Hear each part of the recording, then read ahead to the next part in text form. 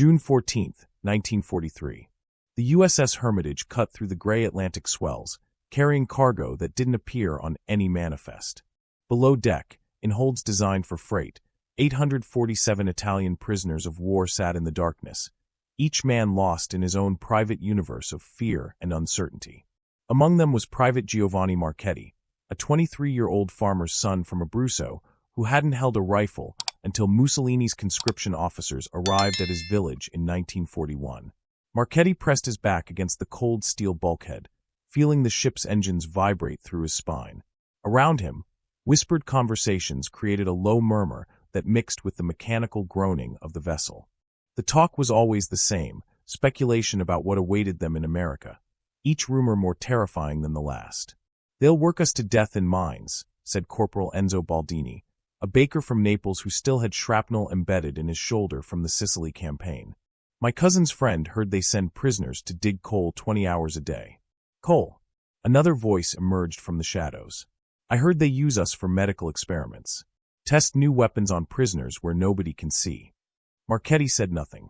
He'd stopped believing anything 2 weeks ago, when his unit had surrendered near Palermo after 3 days without food or ammunition. Their officers had vanished in the night, taking the last trucks and leaving 200 men to face American tanks with empty rifles. The fascist propaganda posters that had covered every wall in Italy, showing heroic Italian soldiers crushing weak, decadent Americans, had proven to be as substantial as smoke. The British had processed them first, efficient and cold. Then the Americans took custody, and the world had become a blur of interrogations, medical examinations, delousing stations, and finally this ship. Marchetti had been taught that Americans were soft, undisciplined, incapable of real military discipline. But the soldiers who guarded them moved with quiet confidence, their weapons clean, their uniforms pressed even in combat zones. These weren't the bumbling cowboys from the propaganda films. Above deck, where Marchetti couldn't see, the Statue of Liberty was emerging from the morning mist. When a guard opened the hatch and sunlight poured into the hold, someone shouted that land was visible. The prisoners surged toward the ladder, desperate for fresh air and a glimpse of the country that would be their prison. Marchetti reached the deck and stopped, his breath catching. The New York harbor stretched before him like something from a fever dream.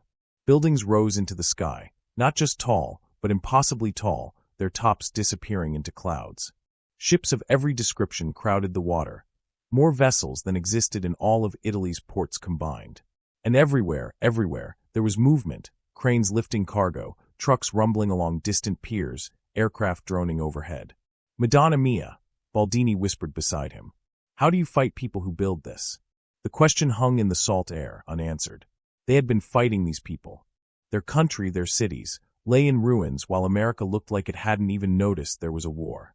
Marchetti thought of his village, where 3 families shared a single truck, where the church bells had been melted down for bullets, where children went barefoot because leather was reserved for army boots. The disembarkation took 6 hours. They were marched through processing stations where American efficiency became overwhelming. Clean uniforms issued, medical checks completed, documentation processed with machine-like speed. Each prisoner received a number, a camp assignment, and a small booklet printed in Italian explaining their rights under the Geneva Convention. Rights. Marchetti stared at the booklet as they loaded onto a train. The word felt foreign. In the Italian army, soldiers had duties, not rights. You did what officers commanded, ate what they gave you, and asked no questions. This booklet promised medical care, adequate food, protection from abuse, even pay for voluntary work. "It's propaganda," Baldini muttered, reading his own copy. "They tell you these things, then do the opposite. My brother was captured by the British in Africa. He said they lied about everything." But as the train pulled away from the coast, heading west into the American interior, doubt began creeping into even the most cynical minds. The landscape rolling past the windows showed no signs of war. Farms stretched to the horizon, crops growing in neat rows. Towns appeared and vanished, their streets clean, their buildings intact. Cars, private automobiles, not military vehicles, moved along highways. Women pushed baby carriages. Children played baseball in parks. "Where are the ruins?" someone asked. "Where are the bombed buildings?" The question revealed the depth of their confusion. Every Italian city bore scars from Allied bombing. But here, thousands of miles from any front line, America seemed to exist in a parallel universe where war was something that happened to other people. 3 days later, the train stopped at a small station in rural Colorado. Camp 202, their temporary home, sprawled across what had been farmland near the town of Trinidad. Guard towers marked the corners, barbed wire defined the perimeter, but the buildings inside were new, clean, arranged in orderly rows. The prisoners filed off the train, assembled in formation, and received their first address from Captain Robert Morrison, the camp commander. Morrison spoke through an interpreter, an Italian-American sergeant from Brooklyn whose accent mangled the language, but whose message came through clearly. You are prisoners of war, subject to the laws of the United States and the Geneva Convention. You will be treated fairly. You will be fed adequately. You will work, but you will be paid. You will not be abused. Any grievances can be reported to the camp administration. Welcome to America. Marchetti wanted to laugh at the absurdity. Welcome to America, as if they were tourists. But the laugh died when they entered the mess hall for their first meal. Long tables held trays of food, not scraps, not thin soup, but actual food. Meat, potatoes, bread, vegetables, coffee.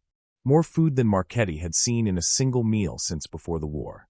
Around him, 800 men ate in stunned silence. Some wept. Others ate slowly, carefully, as if expecting someone to snatch the plates away. Baldini stared at his tray and whispered, "They feed their prisoners better than Mussolini fed his soldiers." The statement hung in the air like an indictment.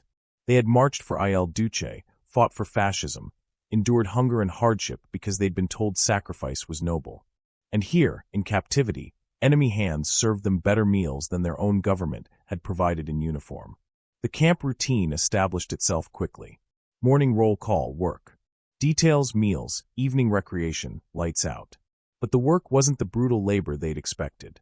The local farmers, desperate for hands after young American men had shipped overseas, had petitioned the War Department for prisoner labor. Italian POWs could volunteer, not be forced, to work on farms and ranches surrounding the camp. Marchetti volunteered immediately. Anything was better than sitting behind wire, and farm work was something he understood. On his first morning, a truck carried him and 9 other prisoners to the Henderson Ranch, 3,000 acres of wheat and cattle operated by a family that had worked this land for 3 generations. Frank Henderson, a weathered man of 60 whose 2 sons were fighting in Europe, studied the Italians with undisguised skepticism. He spoke to the guard sergeant accompanying them. "These boys know anything about farming?" "Sir, half of them were farmers before the war." "All right then." Henderson turned to the prisoners, speaking slowly and clearly despite knowing they understood little English. "You work, you get treated fair. You try anything stupid, you go back to the camp. Simple as that." Through broken communication, hand gestures, demonstration, occasional translated phrases, Henderson put them to work in the wheat fields. The harvest was coming, and time was critical. Marchetti found himself operating equipment more sophisticated than anything he'd seen in Italy, working alongside guards who gradually relaxed their vigilance as the days passed.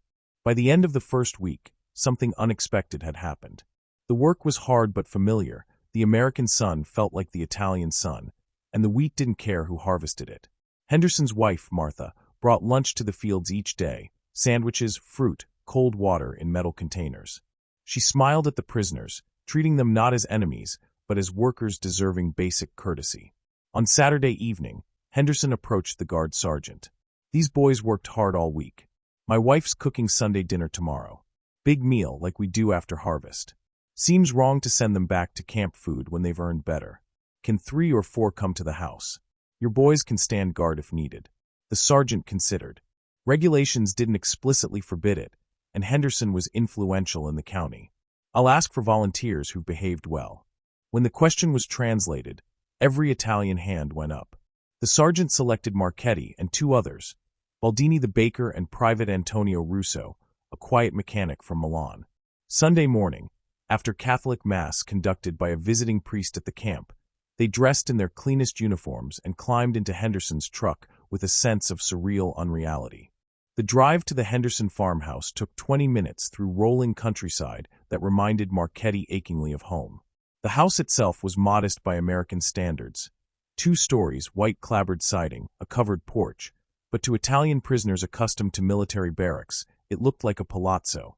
Martha Henderson met them at the door, wiping flour from her hands. She was a stout woman in her late 50s, with gray hair pulled back and eyes that held both warmth and shrewd assessment. "Welcome," she said in English, then attempted Italian. "Benvenuti." Her pronunciation was terrible. Marchetti wanted to laugh, but felt tears threaten instead. This enemy woman had tried to learn their language to welcome them. The simple effort carried more weight than she could possibly know.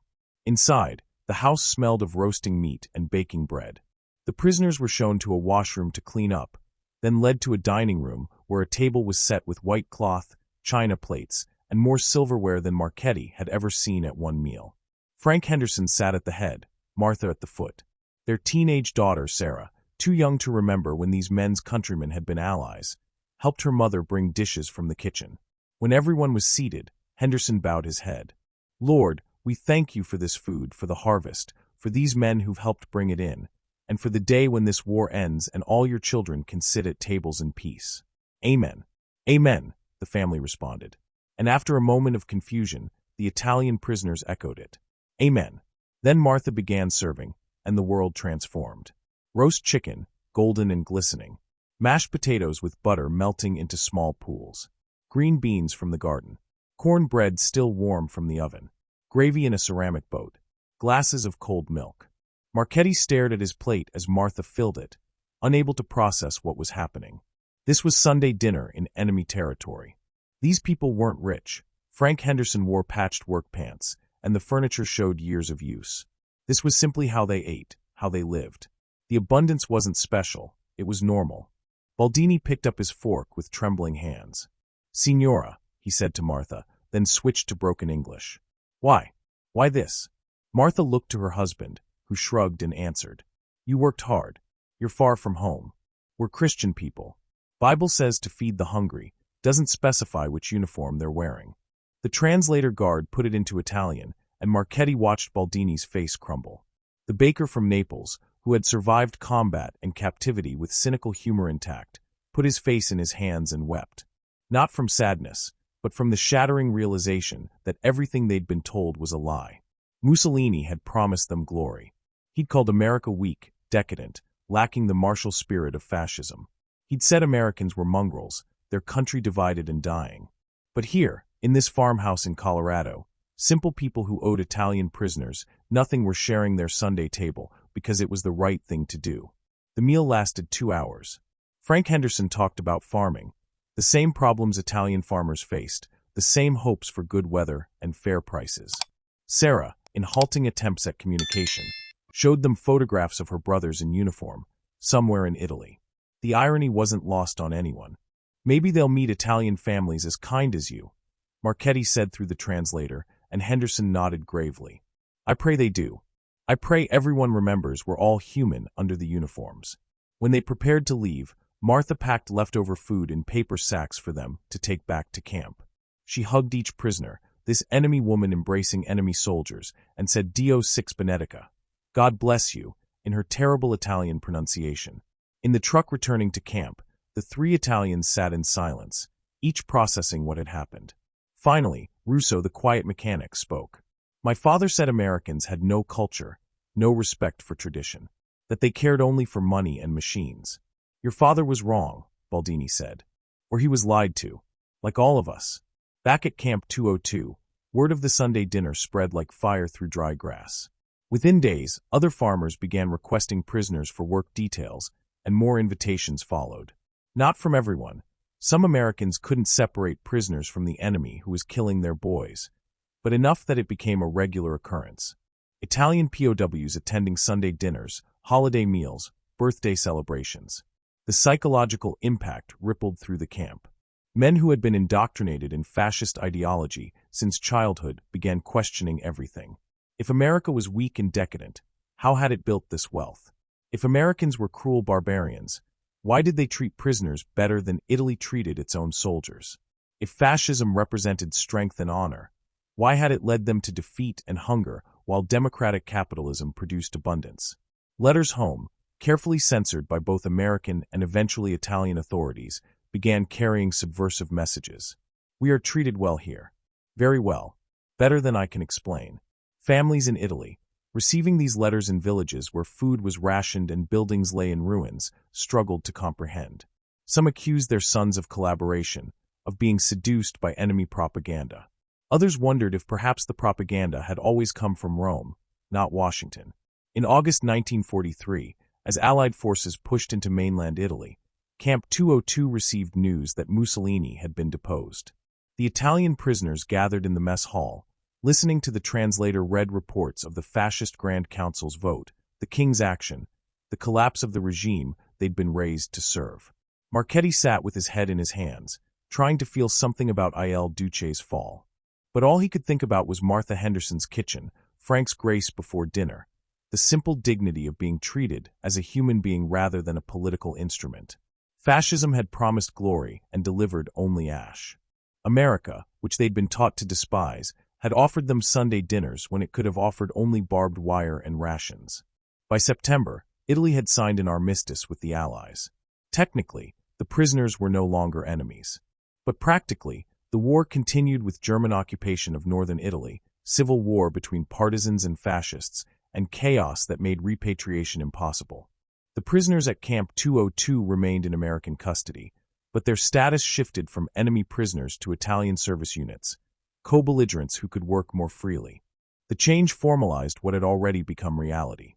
Italian prisoners worked across Colorado, Wyoming, and Nebraska, becoming integrated into rural communities desperate for labor. They repaired equipment, harvested crops, maintained infrastructure. And increasingly, they were invited into American homes not as prisoners requiring supervision, but as guests. Marchetti spent Thanksgiving 1943 at the Henderson Ranch. Martha had researched Italian traditions, attempting to make the meal familiar. Her lasagna was a disaster. Too much cheese, wrong noodles, sauce that bore only passing resemblance to proper sugo, but the effort moved Marchetti more than perfection could have. She tried to give him a taste of home in enemy territory. Christmas brought another revelation. Churches across the region invited Italian prisoners to services, and camp authorities, recognizing the psychological value, permitted it. Marchetti attended midnight mass at Trinidad's Catholic Church, sitting in a pew surrounded by American families. When the congregation sang Silent Night, he heard it in English while remembering it in Italian, Astro del Cielo, and realized the words were different, but the meaning was the same. After Mass, the church held a reception with coffee and cookies. American families approached the Italians with curiosity, not hostility. They asked about Italy, about the prisoners' families, about their plans for after the war. A woman whose son had died at Anzio shook Marchetti's hand and said, "He was fighting for a better world. I hope he found some kindness over there, like we're trying to show you here." The statement wasn't naive. She knew war's reality, but it represented a choice to believe that humanity could persist even in conflict. Marchetti thought of the German soldiers who'd occupied his village, looting and threatening, treating Italians as inferior even as allies. The contrast couldn't be clearer. Winter turned to spring, spring to summer. The war in Europe ground toward its conclusion, but news from Italy remained grim. Marchetti received a letter from his mother, written in February 1945, describing starvation in the village, German reprisals against partisans, Americans bombing supply lines that happened to run through civilian areas. His world was dying while he harvested wheat in Colorado and ate Sunday dinners with the people whose aircraft were destroying his homeland. The moral complexity should have been unbearable, but somehow Marchetti had found peace in it. He understood now that nations were abstractions, but people were real. Mussolini was an abstraction. Frank Henderson was real. Fascism was an abstraction. Martha's Sunday dinners were real. The war would end eventually, but the choice of how to treat other human beings was eternal. In May 1945, Germany surrendered. In August, Japan followed. The war was over, but for Italian prisoners in America, the question of what came next created profound anxiety. Return to Italy meant facing a devastated country, political chaos, poverty, and uncertain prospects. Stay in America, if they could find a way, meant abandoning homeland and family, but embracing opportunity in a land that had shown them unexpected kindness. Marchetti visited the Henderson Ranch one last time before repatriation processing began. Over dinner, he'd been to this table so many times that it felt like home. Frank Henderson made an offer. "I've talked to the immigration people," Henderson said. The government's allowing some Italian prisoners to apply for permanent residence if they have sponsor. I can sponsor you, Giovanni. You know farming, you're a hard worker, and Martha's grown fond of you. We'd be glad to have you stay. The offer hung in the air. Marchetti thought of his mother, his sisters, the village where every stone was familiar. Then he thought of the past 2 years, not just the comfort and abundance, but the dignity. Being treated as an individual with rights, not as a mass to be directed by authority. Having choices, not just orders. I need to go back first, Marchetti said slowly. See my family. Help rebuild if I can. But if I can return. He paused, searching for words. This feels like home now too. Is that betrayal? No, Martha said firmly. That's being human. Countries are lines on maps. Home is where people treat you like family. Repatriation began in October 1945. Marchetti joined thousands of Italian former prisoners boarding ships for the return voyage. The Atlantic crossing was quieter than their arrival had been. Each man lost in thought about what awaited and what they were leaving behind. In Italy, Marchetti found exactly what letters had described. His village was a shell, economy destroyed, political tensions simmering between communists, Christian Democrats, and remnant fascists. His family had survived, but barely. They were living on relief supplies from the same Americans who had fed him Sunday dinners while they'd been starving. He stayed for 8 months, helping rebuild, working whatever jobs existed. But he'd changed too much. The old hierarchies, the acceptance of authority without question, the fatalism that had defined Italian peasant life.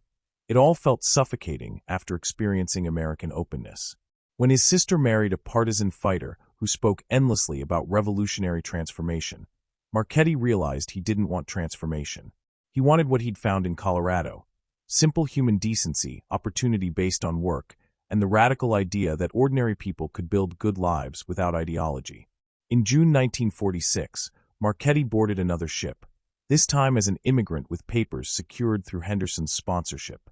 When the Statue of Liberty appeared through the morning mist, he wept, not from fear this time, but from gratitude. He'd crossed this harbor 3 years earlier as a defeated enemy expecting cruelty. He was returning as a free man who'd discovered that the real victory wasn't won by armies, but by ordinary people choosing kindness over hate. The story of Italian POWs in America never entered popular consciousness the way other war narratives did. It wasn't dramatic enough, heroic enough, simple enough. There were no battles to commemorate, no medals to award. Just thousands of men who learned that enemies could become friends over Sunday dinner, that propaganda dissolved in the face of lived experience, and that sometimes the most powerful weapon is simply treating others with dignity. Frank Henderson met Marchetti at the train station in Trinidad. Martha had prepared a welcome dinner, proper lasagna this time. She'd been practicing for a year. As they drove to the ranch through familiar countryside, Henderson asked what had decided him. Marchetti thought about his answer carefully. In Italy, they told us Americans had no culture, no honor, no understanding of loyalty and tradition. But then you invited me to your table when I was your enemy. You treated me like a son when you had no reason to show me anything but walls and wire. That's not weakness. That's strength I'd never understood. It's just being Christian, Henderson said simply. No, Marchetti replied. It's being human. And that's harder than being Christian or fascist or anything else. It's choosing to see people instead of uniforms, individuals instead of enemies. You taught me that. America taught me that. They drove in silence for a moment before Henderson spoke again. Your English has gotten better. Martha's been sending me American magazines. I've been practicing. She'll be pleased. She's been worried you wouldn't come back, that you'd forget us. Marchetti looked out at the wheat fields, golden in the late afternoon sun. This is home now, he said. Not because Italy isn't in my blood, but because home isn't where you're born. It's where people welcome you to their table and call you family. The ranch appeared on the horizon, the white farmhouse standing against the Colorado sky exactly as Marchetti remembered. As they pulled into the driveway, Martha emerged onto the porch, waving. Sarah, now engaged to a returning soldier, stood beside her. Even after years, even after crossing oceans and enduring war, this scene felt like coming home to a place he'd never known he was searching for. That evening, at Sunday dinner, because it was always Sunday dinner when something important happened, Marchetti told them about Italy, about his family, about the destruction and the slow rebuilding. Frank and Martha listened, asked questions, offered sympathy without pity. And when the meal ended and they all helped clear dishes, Marchetti understood something profound. Fascism had promised greatness through dominance, glory through conquest, meaning through collective submission to a leader's vision. It had delivered only ruins, graves, and the bitter ash of betrayed trust. America, messy, loud, sometimes contradictory America, had offered something infinitely more valuable: the simple gift of being treated as a human being worthy of dignity. The Italian prisoners who had laughed at American propaganda, who had been trained to see democracy as weakness, had learned the truth over Sunday dinners and farm work and small acts of kindness. They'd learned that real strength wasn't in uniforms and marching, but in the choice to see humanity in everyone, even enemies. Thousands of Italian former prisoners would make similar choices in the years after the war.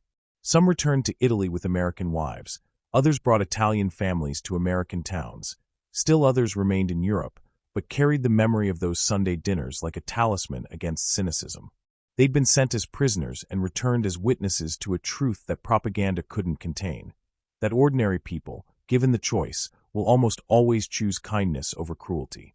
Marchetti eventually bought his own farm, married an Italian-American woman from Denver, and raised 3 children who would never fully understand what Sunday dinner had meant to their father.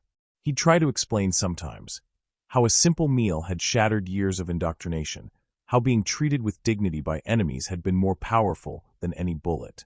But mostly he showed them by example. When the farmhand's family struggled, you invited them to dinner. When the neighbor needed help with harvest, you showed up. When someone was far from home and alone, you made them feel welcome. These weren't revolutionary acts, but they were radical in their simplicity. They represented the choice to be human first, everything else second. On Sundays, until Frank and Martha Henderson died in the late 1960s, Marchetti would drive to the ranch for dinner. The tradition they'd started during wartime became a family custom that persisted through peace. Other former prisoners would sometimes join Baldini, who'd opened a bakery in Pueblo, Russo, who'd become a mechanic in Denver. They'd eat together, these former enemies and their American families, and remember when kindness had been the most subversive act imaginable. The story should end there, with neat closure and lessons learned. But history is messier than narrative. Many Italian prisoners returned to Italy and forgot America's kindness, or remembered it only as an anomaly. Some Americans regretted their hospitality. Once they understood the full cost of war, the simple clarity of Sunday dinner couldn't prevent future conflicts or guarantee wisdom. But for those who lived it, for Marchetti and thousands like him, the experience remained transformative. They'd learned that the opposite of hatred isn't love, it's seeing others as fully human. They'd learned that defeating an enemy on the battlefield is temporary, but changing how an enemy sees the world is permanent. They'd learned that sometimes the most devastating weapon against tyranny is a home-cooked meal and an invitation to share it. When Giovanni Marchetti died in 1984, his funeral in Trinidad drew a crowd that surprised everyone. Former prisoners who'd scattered across America returned. Children of the American families who'd hosted them came to pay respects. And in the eulogy, his son told the story his father had told him countless times: how an enemy family had invited a frightened prisoner to Sunday dinner, and how that simple act of kindness had changed everything. "My father said that fascism fell because it was built on lies," the son concluded. "And the biggest lie was that power comes from force, from making others fear you. He learned in America that real power comes from making others trust you, from showing them there's a better way. He learned it over Sunday dinner, and he spent his life trying to pass that lesson forward." The Italian prisoners who couldn't believe American families had invited them to dinner had discovered something that no propaganda could have predicted: that humanity transcends nationality, that kindness defeats ideology, and that sometimes the most important battles are won not with weapons, but with an extra place set at the table and the simple words, "You're welcome here." That was the victory fascism could never survive. Not the defeat of armies, but the victory of ordinary human decency over political hatred. It was won in farmhouses and church halls and around dinner tables across rural America, one Sunday at a time, one prisoner at a time, one small act of radical kindness at a time. And years later, when those prisoners told their grandchildren about the war, they didn't talk about battles or deprivation or fear. They talked about the Sunday they couldn't believe an enemy family invited them to dinner, and how that dinner changed everything they thought they knew about the world.